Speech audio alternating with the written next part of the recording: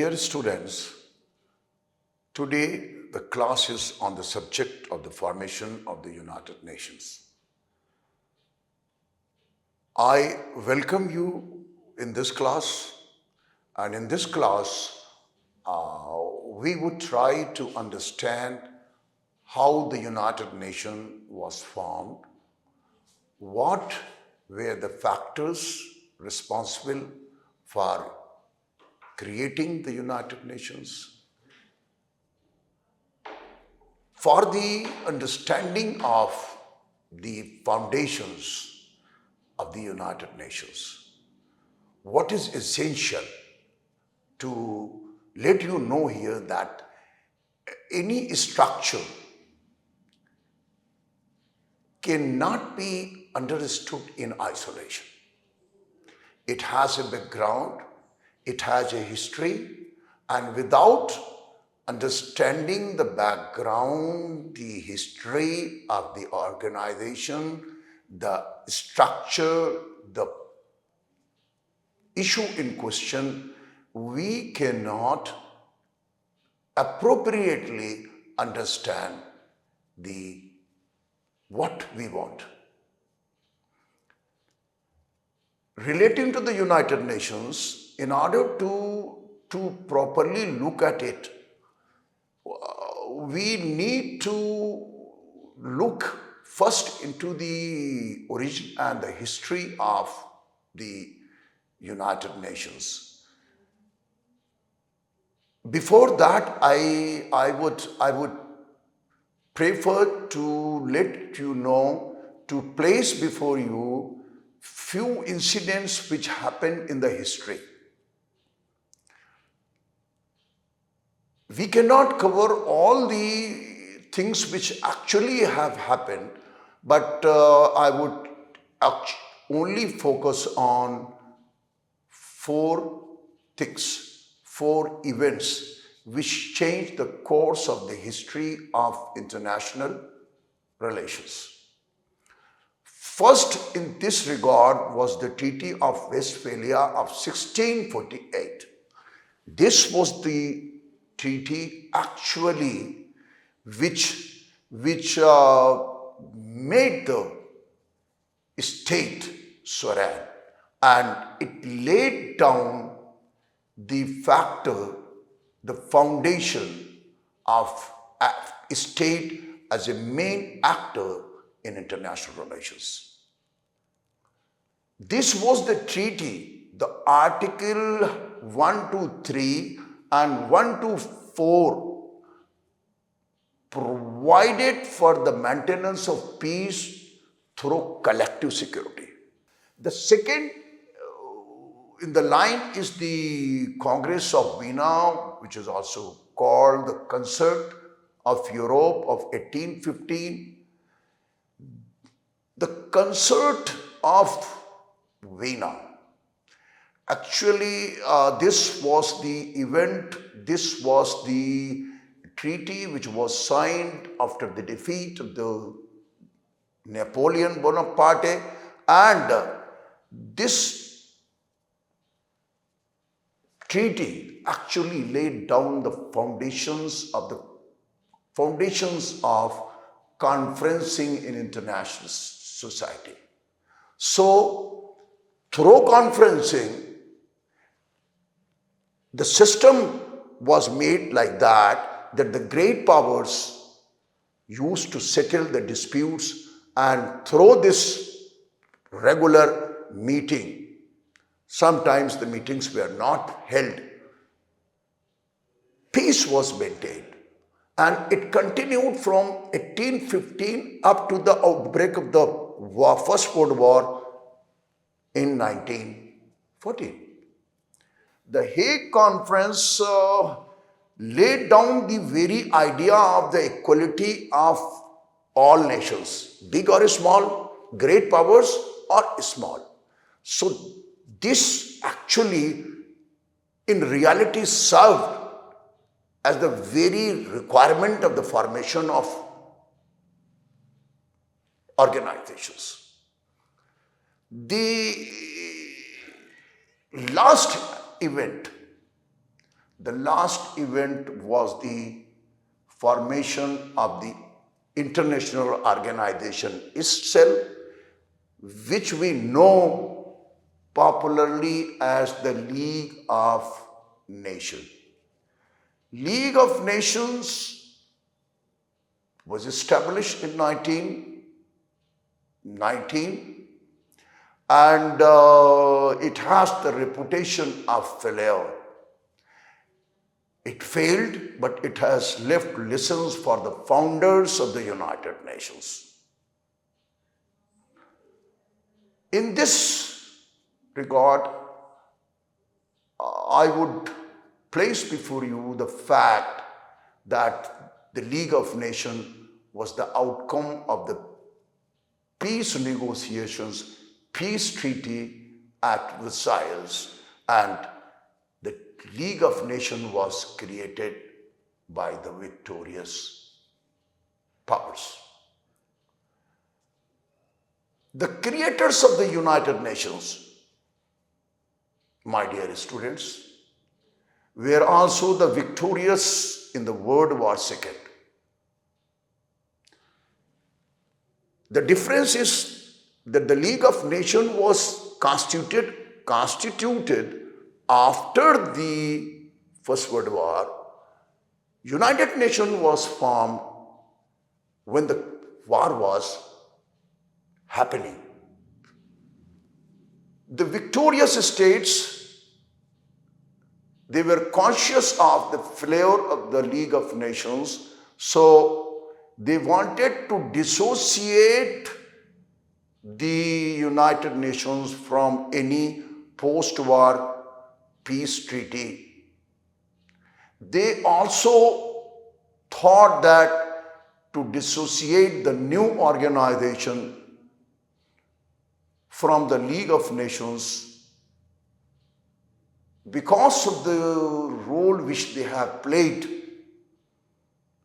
in the League of Nations and their politics, in fact, was responsible for the failure of League of Nations. Very briefly, I must let you know here that if we take the case of the League of Nations and if we analyze the 20 years life of it, in the first decade it was very successful. All the disputes which were brought to it, they were resolved. The Permanent Court of International Justice also resolved many of the cases brought to it. In the second phase, from 1930 to 1940, it failed in matters where the great powers were involved. It could not do much to prevent Japan not to attack Manchuria, to prevent Italy not to attack Ethiopia, to prevent Germany not to attack Austria, Czechoslovakia, Poland, or to stop war between Bolivia and Paraguay, and Soviet Union attack on Finland. So it failed. It failed. It failed because the international system itself failed. When the system failed, League was part of it, so it also failed. United Nations, United States, after the First World War, it did not join the League.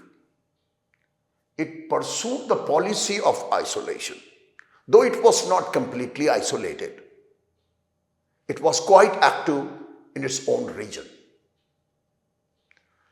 President Roosevelt was reluctant to embroil United States in World War II. He was made convinced of the great opportunity knocking at the US door. The Second World War has caused destruction in Europe, and especially destruction of the Great Britain, which was a very dominant nation at that very time. It doesn't mean that United States was not a great state. It was, but Great Britain fell down. It got weakened because of the Second World War. So this was an opportunity which was before the United States. So Roosevelt tried to made US to get involved into Second World War, to take the position of the Great Britain, the power vacuum which was created, that had to be filled up with some another authority. So this was the fact which actually led the United States towards the Second World War and the formation of the United Nations. The important moments in the founding of the United Nations were few. I would mention them step by step here for you to understand, to take a picture of what or how certain actions, certain steps led to the creation of United Nations. Inter-Allies Declaration was the first one. It was signed in London in June 12, 1941.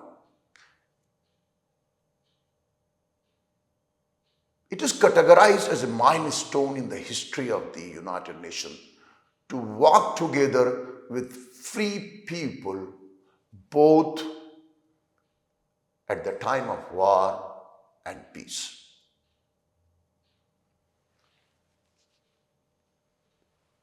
It was Roosevelt who suggested the name of the international organization. The name suggested by him was United Nations. Churchill agreed to it, and the term was officially used in the declaration by United Nations on January 1, 1942, when 26 Allied powers signed it. The declaration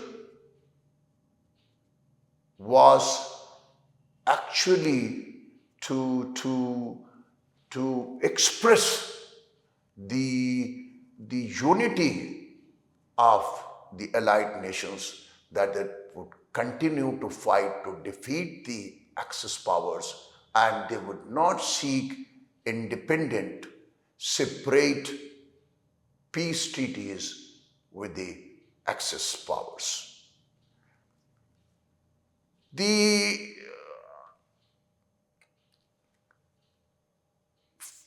14 August 1941,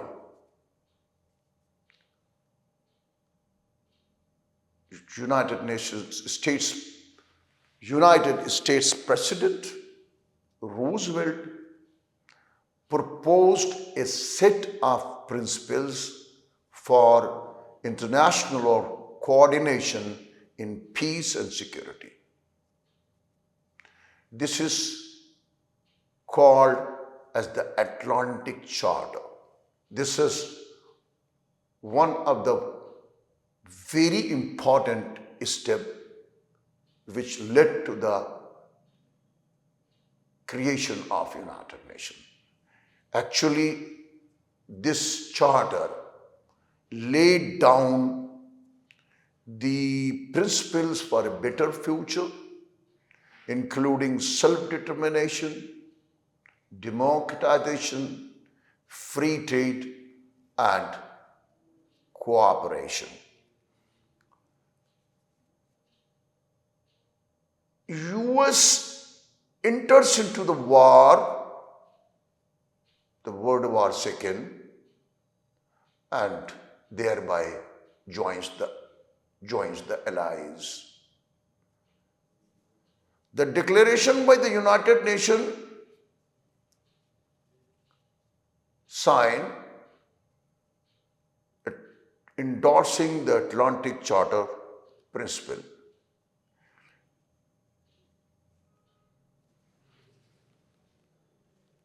A series of conferences were later on held. One was the Quebec Conference of 1943. The Quebec Conference proposes an international organization. The great powers, United States, Great Britain,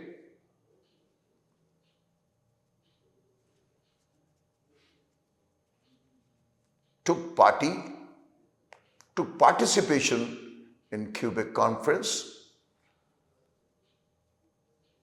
After the Quebec Conference, Moscow Declaration of 1943,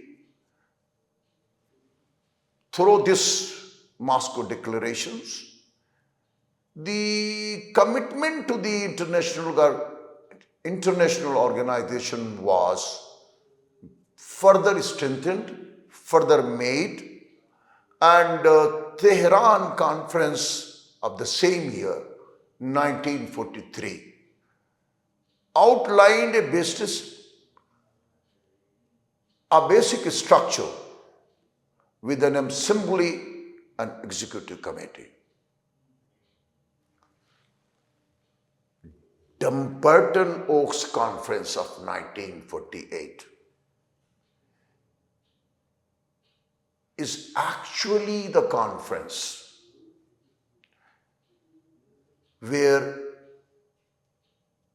detailed plans of the United Nations structures and functions were made. It is at this conference a blueprint of what United Nations is going to be was prepared. Later on, following step by step growth, Yalta Conference of 1945 finalized the voting arrangements within the UN Security Council. Let me give you a picture. Soviet Union was part of the Allies, United States and the Soviet Union, and for that matter, the whole of Europe. They were not at peace with each other in matters of ideology. The threat was that if the UN is not created before the end of the war, Soviet Union might not join the League, might not join the international organization. So the efforts were made that the organization has to be created before the end of the war, and the unity which was there during the time of the war where two ideologically different powers came together to fight with the Axis powers, that unity, which had the chance that it will go away, it shall not. So, the voting arrangements at Yalta Conference, particularly regarding the UN Security Council. UN Security Council actually is based on the idea that peace is dependent upon the cooperation of the great powers. Without great powers' cooperation, peace cannot be established. This idea was incorporated in League of Nations. It was incorporated in United Nations, in its organ, United Nations Security Council.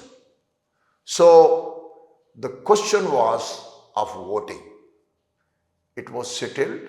The popular term which we know, veto, the term was not used, but what was written in the provision that the concurrent vote of the 5 permanent members were required in matters of importance, in matters of non-procedural matters. So, the last conference was the San Francisco Conference of 1945. At this conference, 50 states gathered, discussed, deliberated, and finalized the charter. One very important thing which is essential to understand, to know, is that what happened at this meeting. The blueprint of the Charter of the United Nations was prepared.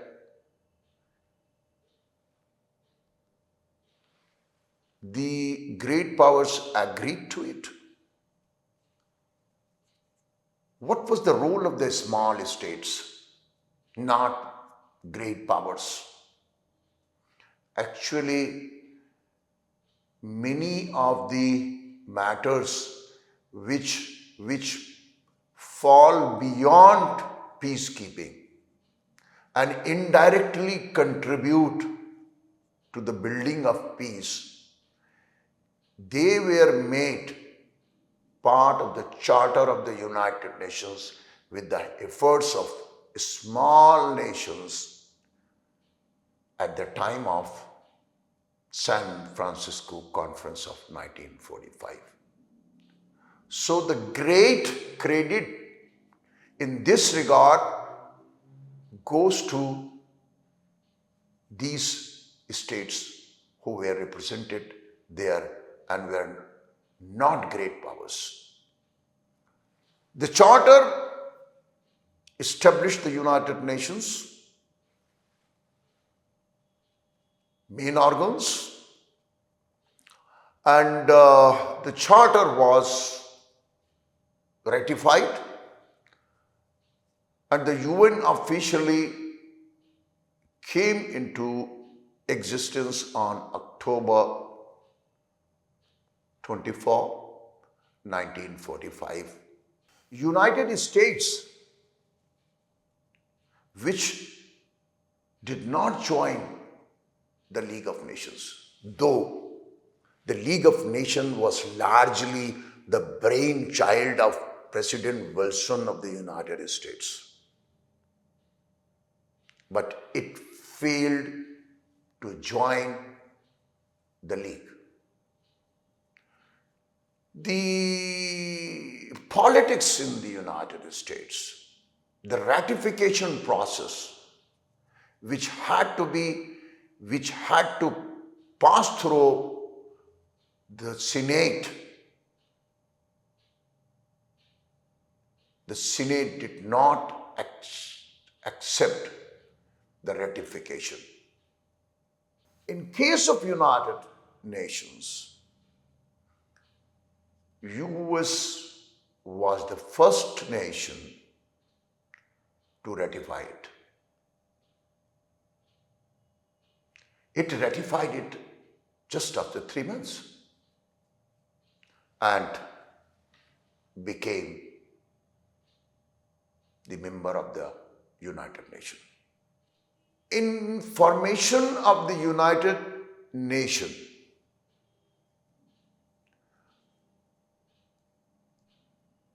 I would say, as the League of Nations was the brainchild of President Wilson,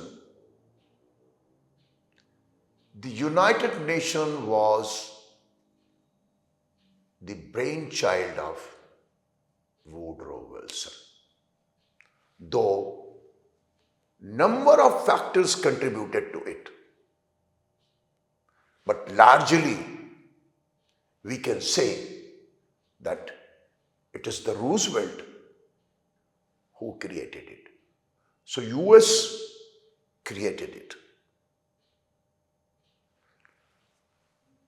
Today, United Nations is the international governmental organization where almost all nations participate.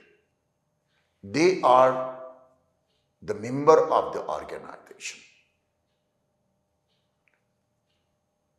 The United Nations was established for peace.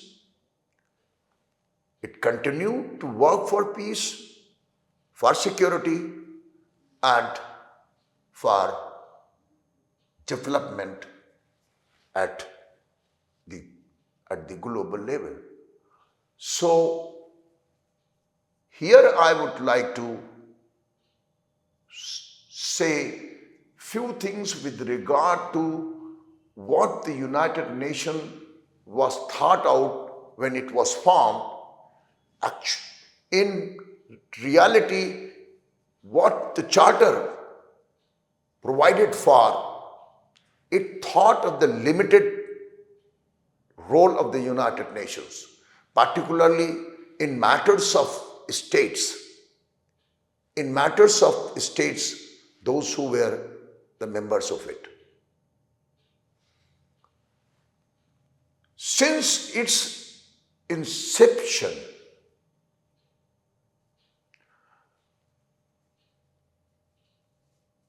in 1995, the United Nations has grown into a system of facilities addressing various issues around the world.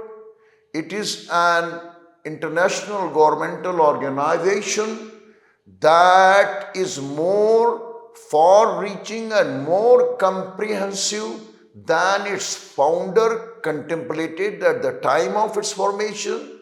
It has become a complex system with many pieces. It is a collective of specialized agencies, institutional structures, forums, programs, and funds scattered around the world. This is in view of the former Secretary General Kofi Annan, is a forum for sharing information, conducting negotiations, elaborating norms and voicing expectations, coordinating the behavior of states and other actors, and pursuing the common goals. It has become an extensive system of organizations to work for the welfare of all, for the people on this planet.